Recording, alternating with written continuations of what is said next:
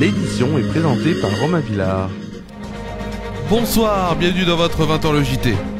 Voici les titres du jour.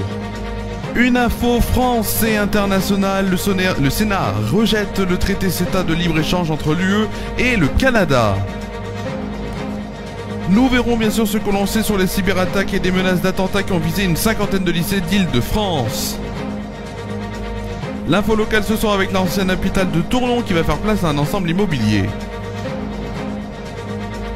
En Martinique, patrimoine, l'immeuble du 8 rue Garnier-Pagès à Phare-de-France bénéficiera du soutien financier à la mission patrimoine. Puis nous finirons bien sûr par votre point météo sur Tournon et la France métropolitaine en fin d'édition avec bien sûr donc l'éphéméride de demain. Mais une information donc de dernière minute est arrivée avant que l'on commence cette édition. L'ancien ministre de la Culture Frédéric Mitterrand est donc décédé aujourd'hui. C'est ce que a annoncé sa famille à l'agence France Presse aujourd'hui. Donc il est décédé à l'âge de 76 ans et la première réaction donc fut de Jack Lang, ancien ministre de la Culture aussi, qui a notamment déclaré sur X ex-Twitter: la mort de Frédéric Mitterrand me bouleverse. Il a tout au long de sa vie servi les arts avec passion, érudition et amour. Voilà, c'était l'information de dernière minute qu'on a eu voilà à 19h50. Cette donc information que Frédéric Mitterrand est mort à l'âge de 76 ans, donc aujourd'hui, en ce jeudi 21 mars 2024. Nous allons tout de suite commencer donc cette édition prévue, bien sûr, cette édition prévue aujourd'hui avec, dans l'actualité aussi, le traité qui est appliqué provisoirement depuis 2017, mais jamais soumis à la haute chambre. Dans un climat extrêmement tendu, les sénateurs ont rejeté à 221 voix, donc contre 44, l'article du projet de loi relatif à ce traité. Ils ont confirmé ce rejet quelques minutes plus tard par un vote définitif. Signé en 2016, adopté en 2017 à l'échelle européenne, le CETA a été validé de justesse à l'Assemblée nationale en 2019. Mais le gouvernement n'a jamais saisi le Sénat, une étape pourtant nécessaire dans le processus. Le communiste Fabien Gay s'est indigné, notamment en disant que depuis 2019, le gouvernement poursuit son déni de démocratie en refusant de l'inscrire ici. Les écologistes, les socialistes et une grande partie de la droite sénatoriale, premier groupe du Sénat, sont en effet opposés à ce traité. Le chef de file des Républicains, Bruno Retailleau, pointe qu'il y a eu encore un mépris du Sénat et du Parlement, et ça, on ne l'a pas oublié. Depuis 2019, donc, le gouvernement poursuit son... voilà, c'est ce que disent beaucoup de sénateurs. Alors, dans l'actualité, également, une menace prise très au sérieux. Une cinquantaine d'établissements scolaires franciliens, donc en Île-de-France, ont été visés par des menaces d'attaque à l'explosif lors d'un piratage de leur espace numérique de travail, dit ENT. C'est ce qu'a appris France Info auprès de sources concordantes ce jeudi. Ce service en ligne rassemble des outils pédagogiques comme les devoirs, agendas, ressources, accessibles à distance pour les élèves, les professeurs et les parents.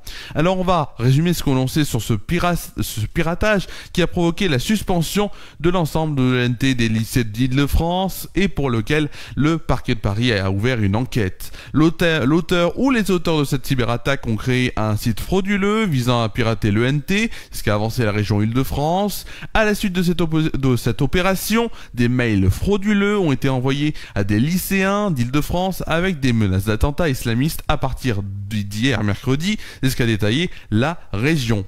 Ces menaces ont également été transmises par la boîte mail interne des établissements ou encore via le site Pronote, c'est ce qu'a utilisé donc pour communiquer ce qui est utilisé, j'allais dire, pour communiquer bien sûr les notes des élèves, c'est ce qu'a précisé donc le ministère de l'Éducation nationale. Élèves, parents et professeurs ont pu donc recevoir un message dont l'auteur prétend agir au nom de l'organisation État islamique. L'auteur du texte y affirme sa volonté de faire exploser les établissements. Donc c'était aujourd'hui entre 11h et 15h après avoir déposé du C4, un explosif bien sûr, partout dans le lycée et dans les classes. Il déclare en outre vouloir décapiter vos corps de kuffar, nom donné aux non-musulmans pour servir Allah le Tout-Puissant. Une pièce jointe contenant une vidéo de décapitation accompagnait le message. Le gouvernement a dénoncé ces menaces, accompagnées d'apologies et de provocation au terrorisme qui constituent plusieurs infractions graves. C'est donc une cinquantaine d'établissements qui ont été concernés par cette cyberattaque à ce stade. C'est ce qu'a annoncé l'AFP, la région Île-de-France. Selon le rectorat de Créteil, contacté par l'AFP, plusieurs lycées de l'Académie, qui regroupent donc les départements de Seine-et-Marne, de Seine-Saint-Denis ou encore du Val-de-Marne, sont concernés. Dans le Val-de-Marne, il recense notamment 3 établissements scolaires ayant reçu des courriels d'alerte à la bombe. C'est ce qu'a précisé le parquet de Créteil dans la matinée à Radio France, et notamment le ministère de l'Éducation nationale a condamné ces graves menaces prises très au sérieux. Dans l'actualité locale maintenant, le visage de la plage Jean Jaurès et du centre-ville va progressivement changer dans les prochains mois. En effet, un nouveau projet sera réalisé après l'achat du terrain abritant les bâtiments de l'ancien hôpital de Tournon-sur-Rhône qui se trouve pas très loin d'ici. Une opération réalisée au mois de décembre 2023 comprenant tout le périmètre de cet ancien ensemble hospitalier. L'achat a été réalisé par le groupe Valrim avec comme objectif une importante construction immobilière qui aura pour nom Terrasse de Saint-Joseph. Alors dans quelques jours d'ici la fin mars, l'ordre de démolition sera donné. 2 phases de travaux seront observées pour ce chantier, avec en premier lieu de mars jusqu'à septembre un travail qui sera essentiellement consacré au curage et au désamiantage donc avec un rasage régulier du chantier. Puis dans un second temps, de septembre à décembre prochain, ce sera la démolition générale de l'ancien bâtiment devenu friche qui se fera de manière douce. En début d'année 2025, la construction proprement dite devrait commencer pour les 44 logements en accession et 18 donc en logements locatifs sociaux. 2 de ces bâtiments seront disposés en L et un autre un peu séparé pour le restant des logements. Ils seront tous de la même hauteur et réimplantés au même niveau avec 2 niveaux de stationnement pour les véhicules des propriétaires et locataires afin de laisser libre le stationnement de la place Jean Jaurès. Le programme donc de la terrasse de Saint-Joseph a pu être réalisé avec l'aide d'une subvention de l'État appelée Fonds Vert, mise à disposition pour la reconversion de cette friche. Direction maintenant la Martinique où les 18 sites emblématiques retenus par la mission Patrimoine 2024 pour la sauvegarde du patrimoine en péril, porté par bien sûr l'animateur télé Stéphane Bern, ont été dévoilés donc hier. Alors parmi les sites sélectionnés, 5 sont en Outre-mer, dont un est en Martinique. Et on va bien sûr s'intéresser à celui-là. Il s'agit de l'immeuble situé 8 rue Garnier-Pagès à Fort-de-France. Menacé d'arrêté de péril, le bâtiment a été abandonné et squatté pendant de nombreuses années. Selon la mission Patrimoine, les projets choisis doivent avoir un impact significatif sur le développement et la revitalisation des territoires. Dans cette perspective, le projet de rénovation vise à implanter une auberge collective dans l'édifice entre auberge de jeunesse et pousada brésilienne, donc comme une auberge de charme. Un type d'offre d'hébergement touristique encore peu présent dans le centre-ville de Fort-de-France. Ce nouveau lieu devrait contribuer à la redynamisation urbaine déjà entamée au centre-ville, en particulier donc dans cette rue Garnier-Pagès, qui donc concentre nombre d'édifices patrimoniaux et en pleine revitalisation. Les travaux de rénovation générale de la maison devraient démarrer d'ici fin 2024 et s'achever d'ici fin 2025. Petite page sport avec les résultats notamment du Paris Saint-Germain. Le résultat du Paris Saint-Germain face au BK Häcken, c'était en Ligue des Champions féminine hier soir. Victoire 2-1 donc en Suède au Bravida Arena. Les matchs retour bien sûr seront donc la semaine prochaine et vous pouvez les regarder assez gratuitement puisque c'est sur le site des AZN mais aussi sur la chaîne YouTube des AZN Champions Women League et là vous pourrez donc voir tous ces matchs la semaine prochaine. Donc si Paris donc a joué mercredi, elles joueront mardi prochain et Lyon mercredi prochain et toutes les deux à domicile.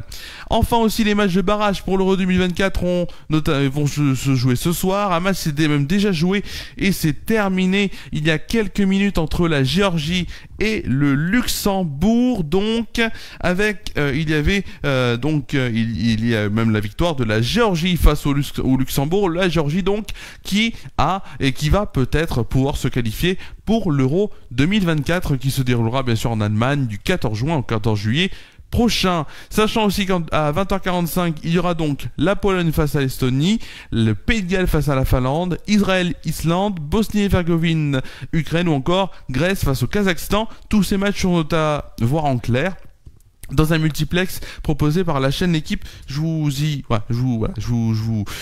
vous conseille d'aller les voir parce que ça peut être une bonne soirée foot et en même temps voir des équipes qui se battent pour un seul objectif, se qualifier pour l'Euro, sachant que les finales pour les vraies réelles places à gagner pour l'Euro, ce sera mardi prochain. On va tout de suite ensemble voir le temps qu'il fera demain avec notre belle météo.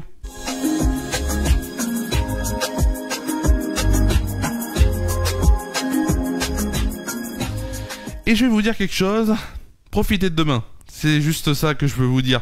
Profitez de demain, c'est donc l'heure de la météo et vendredi.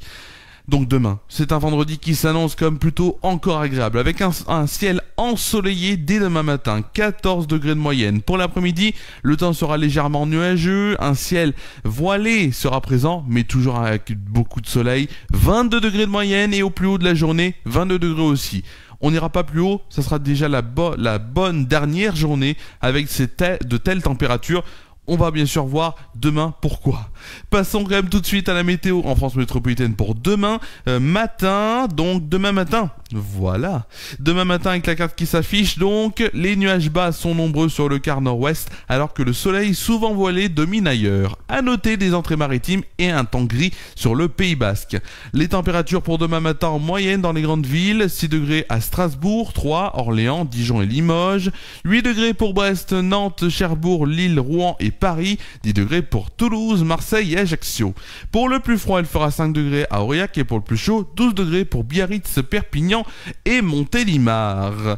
Pour demain après-midi, voilà la carte de demain après-midi qui s'affiche sur votre écran avec le printemps qui se poursuit sur les 3/4 du pays alors qu'un changement de temps s'opère sur le nord-ouest. Averses et baisse des températures se mettent en place.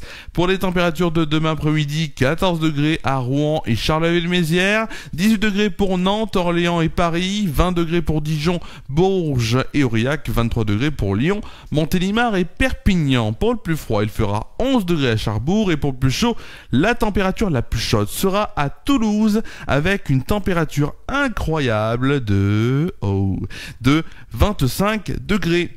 Nous fêterons donc demain donc la journée mondiale de l'eau et des saintes Léa, Leila,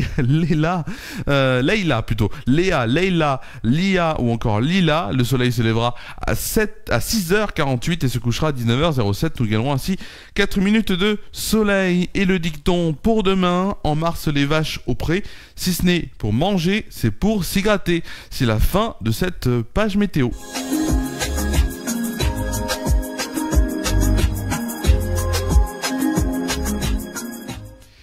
Et quand je vous disais, par rapport notamment à la météo, donc que ça va avoir un changement, on verra bien sûr demain, mais le week-end, alors, il sera peut-être pas pourri, mais en température, ça va baisser. Je tenais quand même à vous le dire. Alors, bien sûr, juste avant, bien sûr, de se quitter, les prochains rendez-vous sur FR News, on se retrouvera dès demain pour la dernière édition de votre journal de 20h, le 20h, le JT. Donc, dernière édition de la semaine demain. Ensuite, bien sûr, on n'aura rien ce week-end. Repos pour moi ce week-end.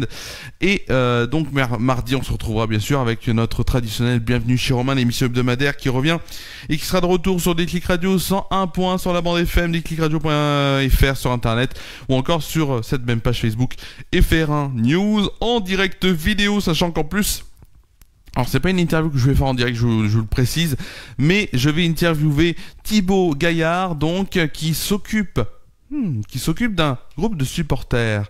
Mais lequel? Ce sera à découvrir bien sûr dans cette émission de Bienvenue chez Romain, donc mardi prochain. Voilà, c'était tout ce que j'avais à vous dire pour aujourd'hui. Merci à vous d'avoir suivi cette édition, donc seconde édition de la semaine. On se retrouve donc demain sur FR News pour la dernière édition de la semaine, donc de ce 20h, le JT. Je vous souhaite de passer une très bonne soirée, une très bonne nuit. Prenez soin de vous et de vos proches. On se dit à demain sur FR News, en bonne humeur. À demain.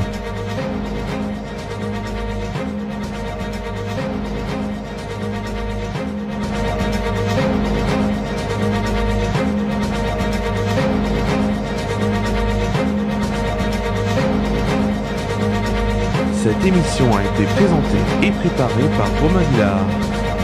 Cette édition est à retrouver sur les chaînes Facebook et YouTube des Ferra News.